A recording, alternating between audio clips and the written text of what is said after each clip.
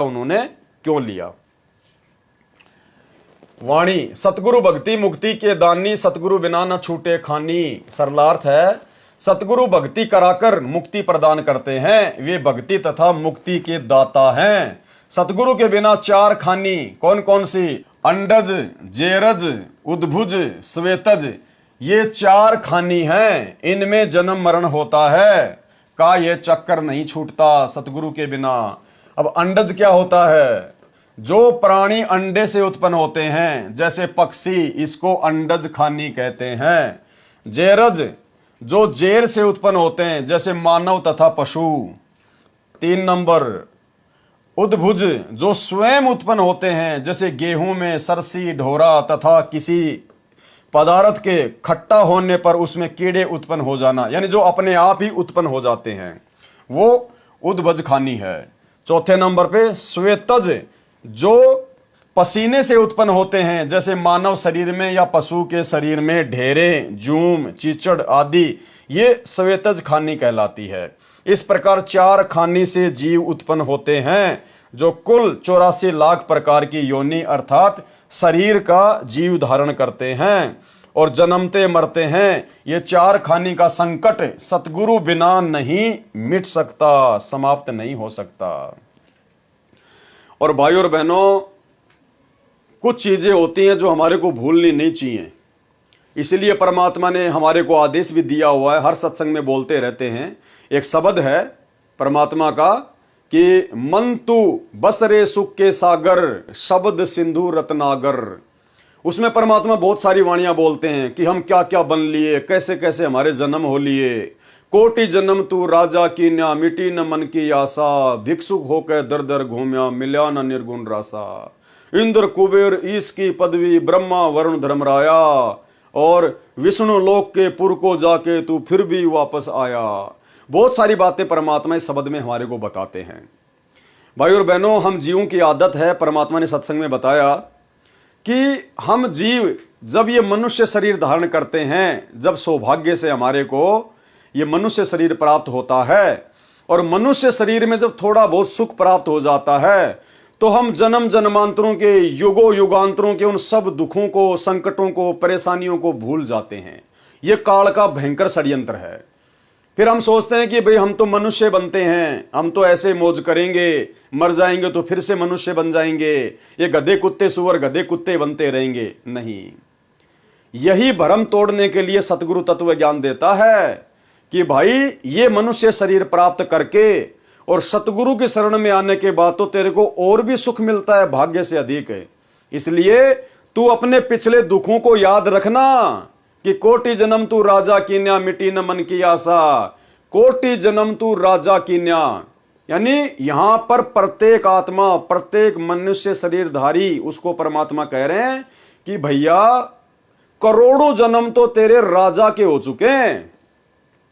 अब भाई और बहनों, राजा तो इंसान पता नहीं कितने जन्म जन्मांतरों के बाद बनता है। यानी जब इंसान करोड़ों जन्म आम व्यक्ति के प्राप्त कर लेता है, सामान्य मनुष्य के, स्त्री या पुरुष के प्राप्त करता है, तब कहीं जाकर उसका 1 नंबर आता होगा राजा बनने का। और परमात्मा कहते हैं कि तू तो करोड़ों बार तो राजा बन चुका है। अगर करोड़ों बार हम राजा बन चुके हैं और एक राजा बनने का नंबर यदि करोड़ों मानव जन्म प्राप्त करने के बाद मिलता है, तो पहली बात तो हमारे मनुष्य के कितने जन्म हो चुके होंगे। और भाई एक मनुष्य जन्म मिलता है 84 लाख योनियां भोगने के बाद। तो भाई और बहनों सोचो, हम कितनी बार गधे कुत्ते सुअर कीट पतंग मक्खी मच्छर जू ढेरे चीचड़ क्या क्या बन चुके हैं, कैसे कैसे महाकष्ट इस काल लोक में हम उठा चुके हैं।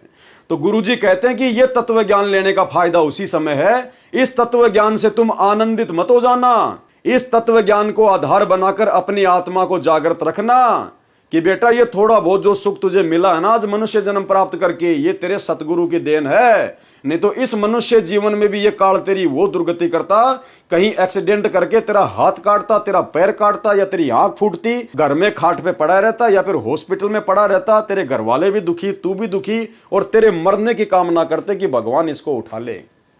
अब तुझे सतगुरु मिल गया, तुझे भाग्य से अधिक दे दिया, तेरी संकटों को, तेरी परेशानियों को तेरे परमात्मा ने काट दिया। कहते हैं गुप्त रूप में सब काम सार दे, जो भी विपदा आन पड़े। ये सतगुरु इतने दयालु हैं, सतगुरु दाता दीन दयालम, यंग किंकर के तोरे जालम। ये इतने दयालु हैं, अपने भगत का इतना सा भी दुख नहीं देख सकते। भाई और बहनों, आप और हमारे ऊपर इतने संकट हैं, इतने संकट हैं, लेकिन ये सतगुरुदेव हमारे को महसूस भी नहीं होने देते। गुप्त रूप में उन संकटों का नाश कर देते हैं, हमें तो महसूस भी नहीं होने देते। वो पहाड़ जैसे दुख, अगर कोई खांसी जुकाम बुखार में हल्का होके निकल रहा है तो हमने दुखी नहीं होना चाहिए, परेशान नहीं होना चाहिए। पता नहीं वो पहाड़ जैसा दुख था जो परमात्मा खांसी सर्दी जुकाम या कोई ठोकर लग के कोई पैर का नाखून उतर गया, कोई उंगली कट गई, परमात्मा ने उसमें ही काट दिया। संत शरण में आने से आई टले बला, जय मस्तक में फांसी हो तो कांटे में टल जा। तो भाई और बहनों, इस भक्ति मार्ग पर आने के बाद एक तो हम सभी भगत भाई बहनों ने, देखो मैं कोई आदेश नहीं दे रहा, ना मैं आदेश देने का अधिकारी हूं, लेकिन ये समझाना पड़ रहा है कि सतगुरु की शरण में आने के बाद हम सब ने, जो हमने इस काल के षड्यंत्र में फंसकर गधे कुत्ते सूअर कीट पतंग मक्खी मच्छर छिपकली न जाने कितने जीवन हमने भोगे हैं, कष्ट उठाए हैं, वो भी हमने याद रखने चाहिए कि अगर ये सतगुरु मिलने के बाद, ऐसे दीन दयाल परमात्मा मिलने के बाद, ऐसी भक्ति मिलने के बाद, अब यदि हमने इनकी मर्यादा तोड़ दी, इनके वचन को तोड़ दिया, और यदि हमने इनके दिल को जरा भी ठेस पहुंचाई, और गुरु के दिल को ठेस उस समय पहुंचेगी जब आप गुरु के द्वारा बताई गई भक्ति और मर्यादाओं का सही से पालन नहीं करते हो। और ये अगर नाराज हो गया ना, तो भाइयों और बहनों फिर सब कुछ बिगड़ जाएगा, क्योंकि ये जल्दी से पहली बात तो नाराज नहीं होता, और अगर ये नाराज हो गया तो जल्दी से फिर ये राजी नहीं होता। इसको राजी करने में फिर कल्प युग बीत जाएंगे। परमात्मा कहते हैं इन बातां के पाइए कर सतगुरु नजर निहाल, और राजी कर सतगुरु रूठे नू। ये जल्दी से राजी नहीं होता, आप सबको पता है कैसे नहीं होता। हमने सतलोक में इनको दुखी किया था, कब किया था? काउंटिंग नहीं है, काउंटिंग ही नहीं है, इतने अरब खरब युग कल्प बीत गए। परमात्मा कहते हैं 7 करोड़ तेरे ब्रह्मा मर गए, 49 करोड़ कन्हैया। और ये जटाधारी शंकर तो ना जाने उनसे भी कई गुना ज्यादा उम्र है। और इनकी उम्र कितनी बताई गुरुजी ने?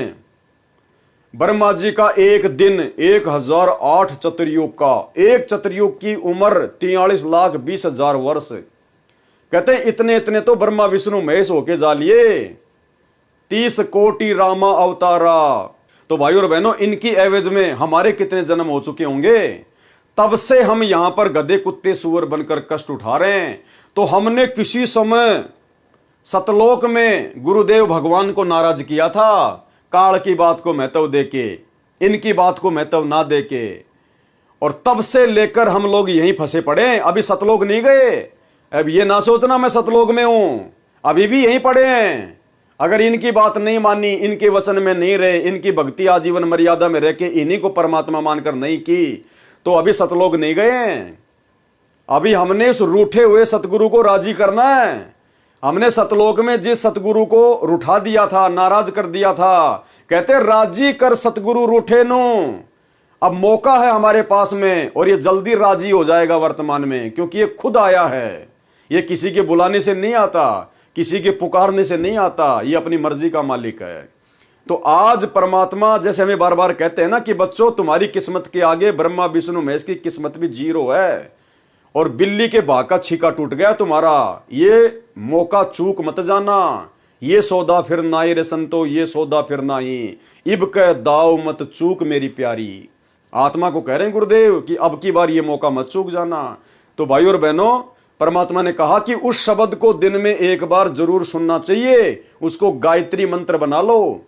जैसे ये दुनिया वालों ने गायत्री मंत्र बना रखा ना, ओम भूर्भुवस्सुः है, ऐसे गुरुदेव कहते हैं कि उस शब्द को रात को सोने से पहले या दिन में एक बार जरूर सुनना चाहिए कि मन तू चल रे सुख के सागर, जहां शब्द सिंधु रत्नागर।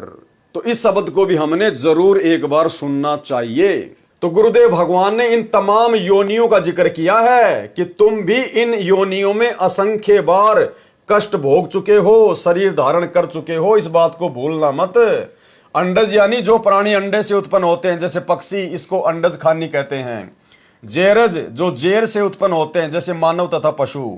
उद्भज जो स्वयं उत्पन्न होते हैं जैसे गेहूं में सरसी ढोरा तथा किसी पदार्थ के खट्टा होने पर उसमें कीड़े उत्पन्न हो जाना उद्भज खानी है। श्वेतज जो पसीने से उत्पन्न होते हैं जैसे मानव शरीर या पशु के शरीर में ढेरे, जूम, चीचड़ आदि, ये श्वेतज खानी कहलाती हैं। इस प्रकार 4 खानी से जीव उत्पन्न होते हैं जो कुल 84 लाख प्रकार की योनि अर्थात शरीर का जीव धारण करते हैं और जन्मते मरते हैं। यह 4 खानी का संकट सतगुरु बिना नहीं मिट अर्थात समाप्त हो सकता। तो ऐसे दीनदयाल हैं परमपिता परमेश्वर सतगुरु, और जब सारे काम इन्हीं से होने हैं तो भाई फिर इनका क्या करें।